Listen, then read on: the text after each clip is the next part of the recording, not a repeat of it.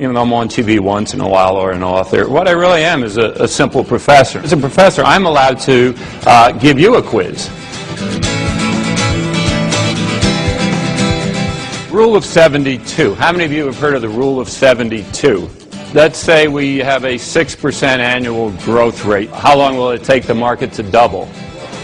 Okay, what will it be in 18 years? Who said 4,000? Not you. I heard a woman's voice. Now I'm going to give you a new one, okay? You may want to write it down. Rule of 10. You want to know the rule of 10?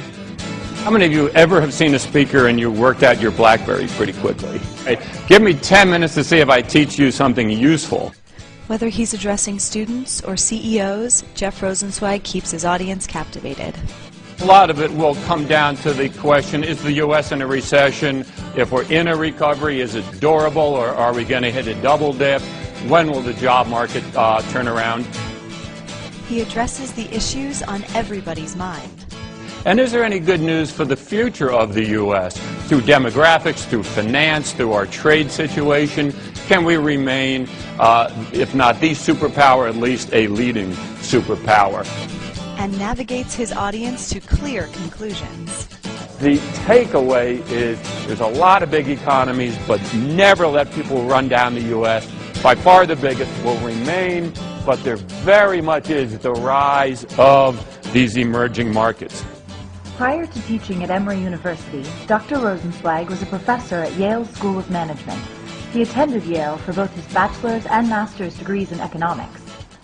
He won a Marshall Scholarship to study at Oxford University, where he received a master's degree in philosophy, politics, and economics. Today, Dr. Rosensweig is a frequent keynote speaker on topics related to global economic and financial trends and forecasts. He's written 3 books, including the critically acclaimed Winning the Global Game, a strategy for linking people and profits. Professor Rosensweig is often quoted in the national business press, including Forbes, Fortune, and Businessweek. He has appeared nationally on ABC World News Tonight and Good Morning America, NBC's Today Show, NBC Nightly News and Nightline, Bloomberg TV, and he is a frequent economic commentator for CNN. He explains the economic trends that matter to your business. How many of you are impacted by exchange rates one way or another?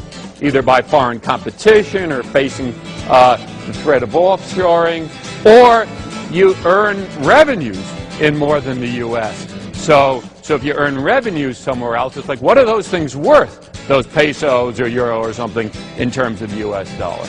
Well, those of you who are somewhat impacted by exchange rates, how many of you work for companies that do something outside of the U.S., either produce or sell? And why your business matters to the economy. Let's say you were running your business, or you're thinking of starting a business. Most businesses are started in this country by women, for instance. If they are only hearing how bad things are going to get, why would they start a business? Well, how the global landscape is changing. You know, one of the themes today, and one of my themes, is emerging markets really are emerging.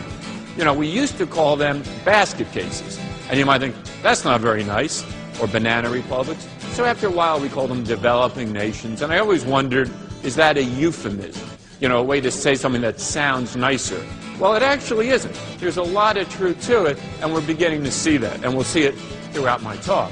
On the other hand, don't forget that the U.S. is by far the biggest and most powerful market, which is why there's still so much investment coming into the U.S.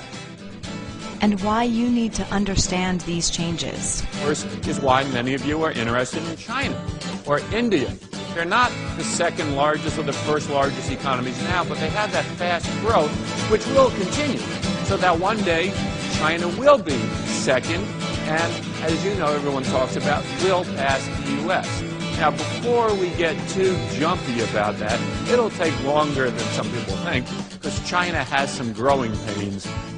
You don't just grow on these exponential curves forever. He brings up thought-provoking issues relevant to every organization. Something of particular concern to me is gender equity.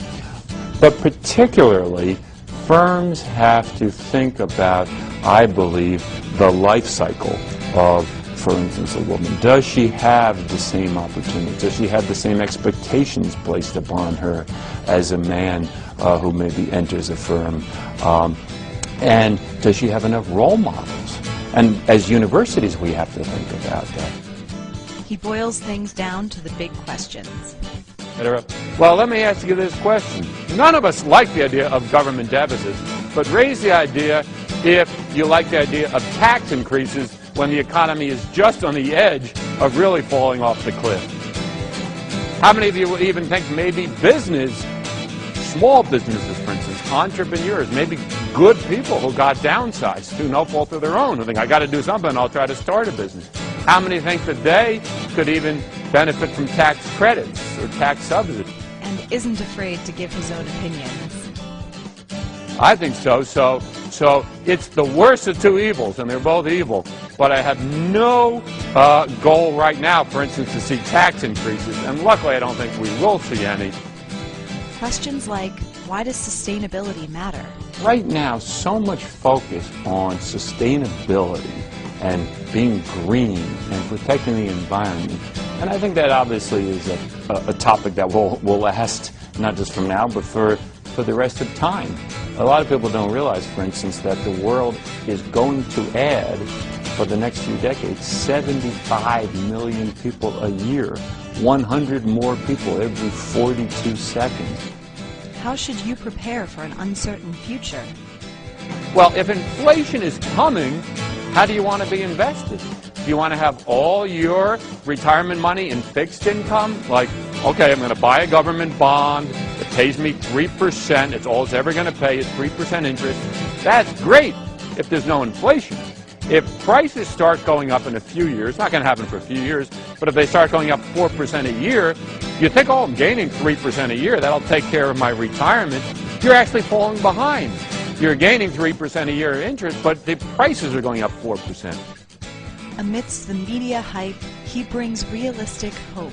Well, what about the credit markets? I mean, are we starting to see them thaw at all? They are thawing. The interest rate now that banks lend to each other has come down dramatically. Right. And if they'll lend to each other, they'll get money when they need some. Let's say they have some big borrowers who need some money. That is the first sign of thawing.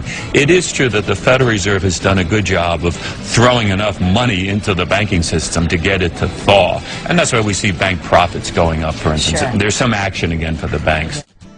Jeff Rosensweig's original content, specifically tailored to our audience, was absolutely on point.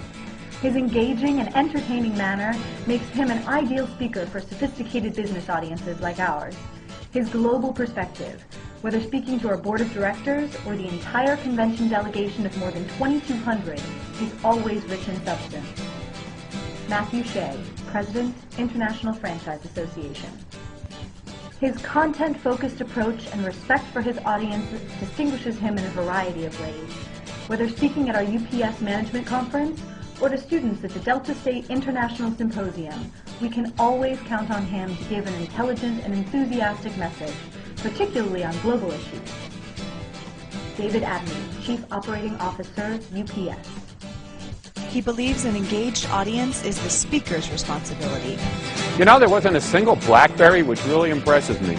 I think you are ready to compete, you know, and just do your very best. And I do feel the world you're in because I feel it in my own students, you know, so don't ever think it's you either if things are very tough. We live in tough times. Thank you very much.